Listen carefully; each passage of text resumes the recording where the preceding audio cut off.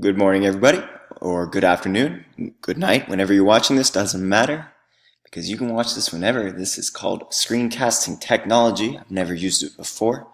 This particular screencast technology I'm using is called Screencast-O-Matic. Should be an interesting experience. Seems to work pretty well so far. I can see my face clearly. Tested it a couple times. I can definitely see what's going on my screen. Today I'm going to teach you a little bit about mitosis, also known as cellular division.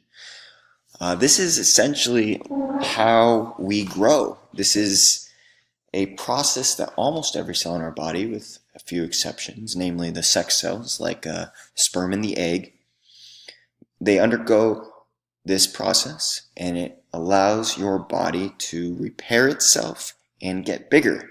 So the two main facts about mitosis, the main points of mitosis, are that it's for growth and repair of more complicated organisms, especially eukaryotes, which is what we are. We are eukaryotic organisms, or we are composed of eukaryotic cells, rather.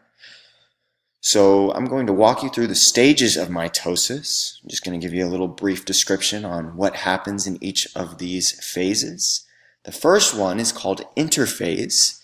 This is the phase of the cell in which it's kind of just operating under its normal circumstances. Like it's just running normally. It's carrying out normal metabolism. It's just floating around, or it's stuck to stuff. In the case of your skin cells, they're all stuck together. You just have millions and millions of cells all through your body.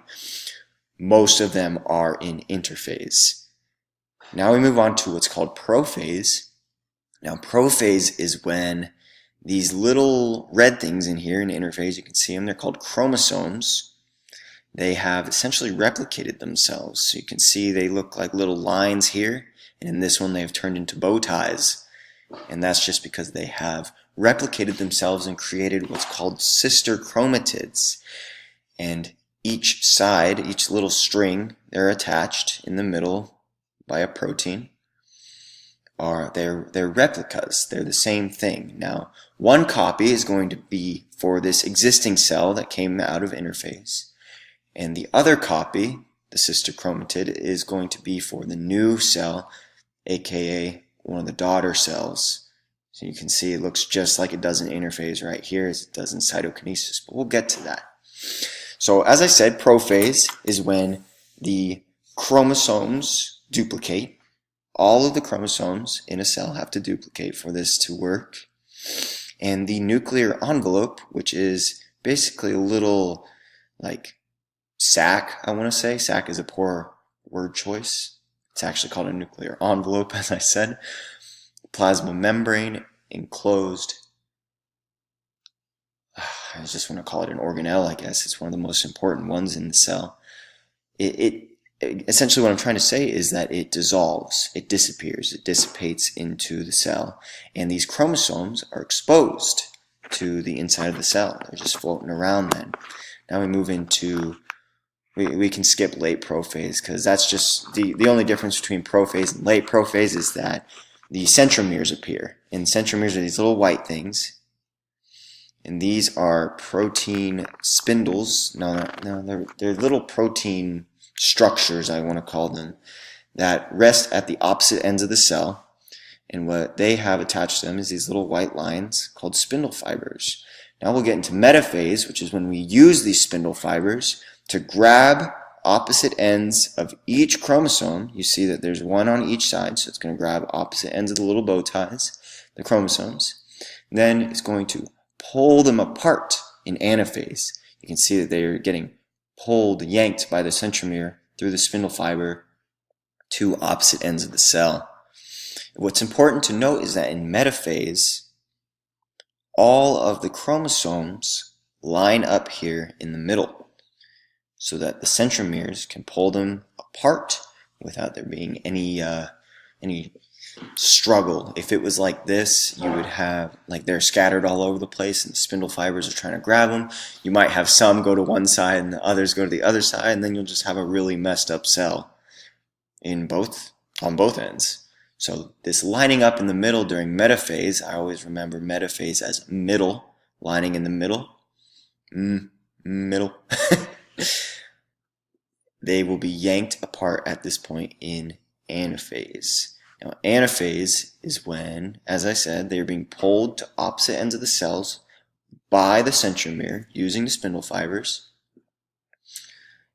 And at that point, the sister chromatids, which are these each copies, will bundle up on opposite ends of the cell, which is still the same cell at this point, still all enclosed in one plasma membrane.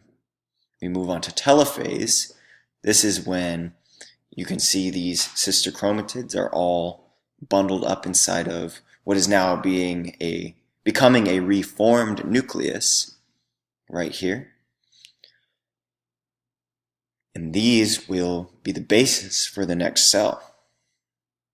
So telophase is essentially when the nuclear envelope for each new cell, which has not completed yet, it's not two complete cells yet, it's still one cell. As you can see, it's still, although it's getting pinched off here, it's enclosed in the same plasma membrane.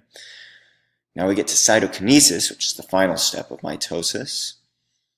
This is when you will finally see your two identical daughter cells. It's very important to note that they are identical because they copied their DNA right here. They lined them up in the middle, right here in metaphase. Remember, metaphase, middle.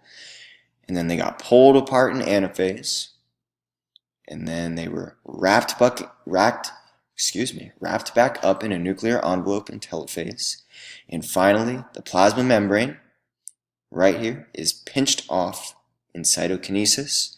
And you have two identical daughter cells. This is how you would, say you get a cut, and you lose some of the skin cells, some of them get knocked off by whatever cut you, then this process will undergo probably thousands of times. It's already undergoing hundreds of thousands of times right now in your body, on the surface of your skin, just in your skin cells. And you will create identical skin cells, which will be used to close up your wound, close up the cut.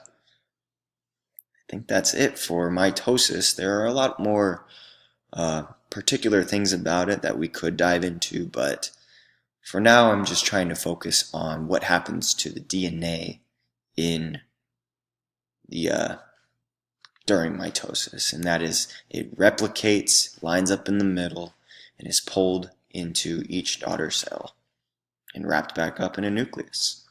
That should be it. Thank you.